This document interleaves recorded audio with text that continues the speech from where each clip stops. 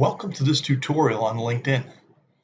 I'm going to help you set up an account, walk you through some of its free basic features, and the rest is up to you. By the end of this tutorial, you should be able to create your own account, create your profile, navigate the main menu, manage your home feed and become familiar with the types of posts in the feed, add contacts and expand your network, follow people in the main feed, and search for a job. Let's go.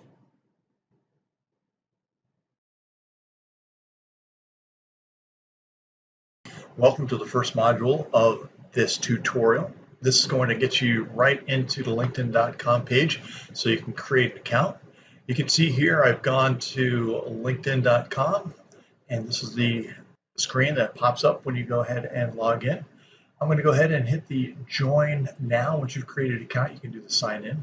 It's going to ask for an email. It's going to ask for a password. You're going to go ahead and agree and join.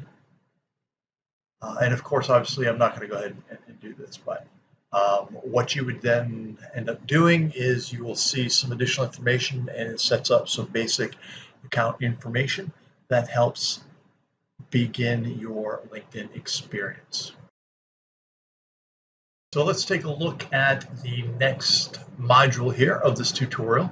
This is your main homepage, if you will. So you can see here, you've got this on your left here is going to be your profile. As you start to fill it in, more and more information will show up here. This is your main feed where you'll go ahead and have contacts suggested to you. You'll have advertisements, you'll have suggested articles, and things like that to read. And so you can kind of just get a sense for what this feed will be. In this particular module, we're going to go ahead and look at how you create your profile. So if you go over here to the Me tab and you go over here to the View Profile, while I'm here, notice also that there are other things that you can manage here, especially notice the settings of privacy that you can access here. If I go back up to the View Profile, click on that, it is going to bring me into the profile where I can start to add information. So you can start to see I have added pretty much no information at this point. I can use this pencil icon here and I can start to make any changes to this particular area. Here's some of the information that I added when I originally logged in. I had put in my postal code, my zip code here, or at least my home city. This is the initial profile that LinkedIn was starting to set up, and I can edit it here. I can also go ahead and click here, add a photo, and I could pick that any photo I wanted to and add that here. One of the things to note about adding a photo, please remember this is not a social networking site. So when you choose your photo, it's recommended that you choose something more professional, although I do see a lot of family photos in my feed and whatnot. Then pretty much what you start to do is you go ahead and start to add more information. This is going to be your key here. You're going to add profile sections. You're going to start to hit intro, about, featured, and it can tell you some more information about yourself. The background information is where you start to add work experience, education, licenses, certificates, volunteer experience. These are all pretty straightforward. If we take a look, for example, at the work experience, it's going to be just like setting up your resume. You're going to put the title of the job, what type of employment it was, the company, the location, your dates, and then a little bit further down, you'll see an area for the description. This is where you'll put your job functions and duties and whatnot. So this is really important because this is going to help you when you're doing a job search or something along those lines. Again, remember that the more information that you provide to LinkedIn, the more personalized the experience will be. If we go back up to the profile section here, we can see we can also add some skills. And these skills, I've added 2 skills. I added Microsoft Excel and I added Google Docs. But I can also add any of these. These are suggested based on the information that I provided, but you can also just go ahead and type really any technical or even personal skills like collaboration. All right, so I can go ahead and just start typing collaboration. You can start to see some suggestions here, and then I would just add it there. Um, the rest of the profile section, you can add additional information, you can add accomplishments. So pretty straightforward as you start to build your profile. Now that we've gone ahead and set up our own personal profile, now we want to go ahead and start to build our network.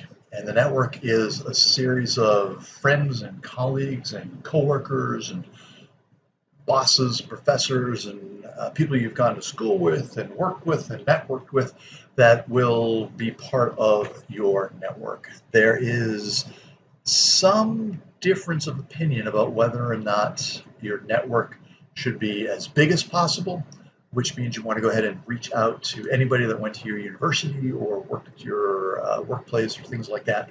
Or if it's a little bit more intimate and you only want to add in connections with people that you've actually worked with, met at conferences, gone to school with, things like that. That's up to you, but this can become fairly unwieldy fairly quickly, so keep that in mind. Everybody that you connect with, if they post things, that stuff will show up in your feed. So it's a way to control it, or one way to control it is to be selective upon who you add to your network. Notice here on the left that you can go ahead and manage your network. You can add connections, contacts, you can decide who you want to follow. You can join groups, you can like pages and follow those, and other things like that. Also notice in the middle here, it will add personal contacts from the email account that you signed in with. So I think you can manage that if you go back up to the security and maintain some control over your data. When somebody is trying to connect with you, you will see an invitation up here, and then again you can manage those. But pretty straightforward. Notice here it's also suggesting connections to me based on where I'm living, people that I might connect with. Banking industry, it was the industry that I put in as my job, so it's starting to connect me and offer suggestions. And again, the more information that you add to this, the more specific these recommendations will be, and you'll start to see that you'll have connections of connections that will be recommended to you as well. So you can think about that. But pretty straightforward. You can click on this plus sign here, and you can either put in their email address, or again, more people that it's suggesting. It's pulling some information from my email addresses, and I can also pretty much just search if I wanted to. So here, if I search for John Smith, please note that there are lots of different John Smiths in the system. There are companies named John Smith. There are people named John Smith.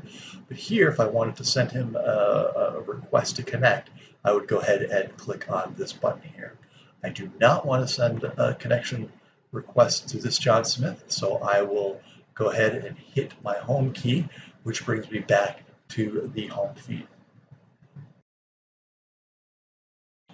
The third module I'm going to show you is the job search function. So I've gone here into the jobs menu item up in the main toolbar, and you can start to see where it's made some suggestions to me, again, based on the fact that I put instructional designer and banking industry in my initial setup.